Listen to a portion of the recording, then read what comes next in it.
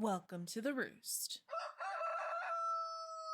Sometimes in TTRPGs, there are iconic enemies, whether it's the classic dragon that every D&D player has in their bucket list, or a high-powered archwizard or fae archetype with insanely cool spells that let GMs and players flex a little bit in the encounter.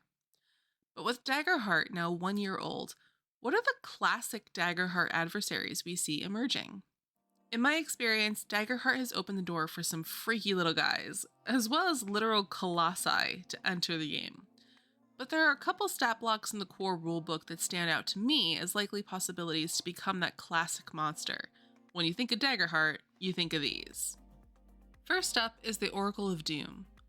While not every enemy has to be completely statted out, the highest tiers of combat can be intimidating and have devastating effects on players and enemies alike, which tends to leave an impression on both sides. There are some D&D equivalencies in the core rulebook of Daggerheart. Things like an arch necromancer might feel and play like a lich, and there's straight up a kraken stat block. And I love that because it means that I can use another system to run familiar encounters. But something that's new and neat and freaky in Daggerheart is the Oracle of Doom. Imagine a corrupted psychic or a god of fate or any number of origin points for this creature, which forces your players to literally confront their worst nightmares.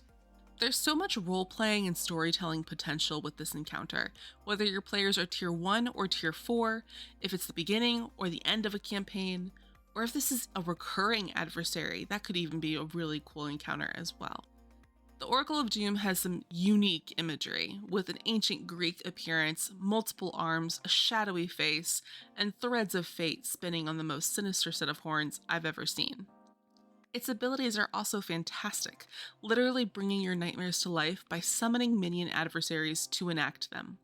The ability to play with hope and fear in this scenario, especially with the pronounced fate fear action, which could make a player lose all of their accumulated hope, makes this seem like an iconic Daggerheart adversary to me. Next up is the Battle Box. If you like encounters that are more like puzzles, or enemies with random abilities, the Battle Box has you covered.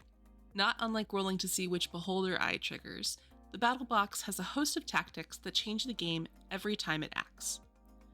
There's a lot of potential to make this encounter tricky, dangerous, and scalable. I can imagine a battle box the size of a Rubik's Cube, a seemingly innocent trinket, lying in wait like a mimic for players to pick it up.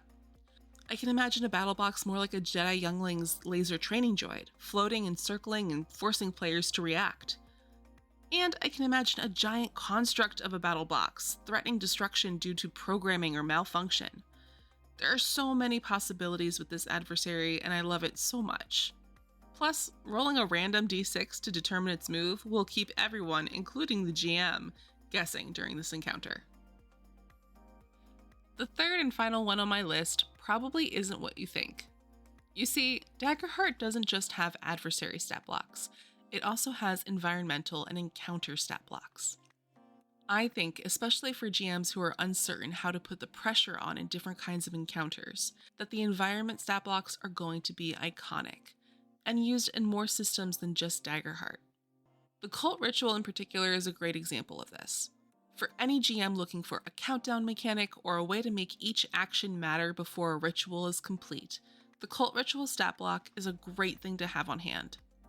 It provides tactics for the cult members and other enemies, environmental abilities and effects, and a timer to help everyone at the table understand that the window of opportunity for action is closing.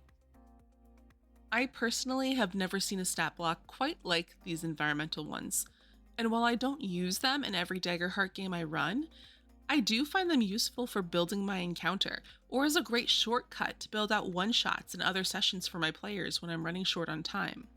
That's why I think the environmental stat block, and the cult ritual one in particular, is an iconic adversary or stat block of the system as a whole.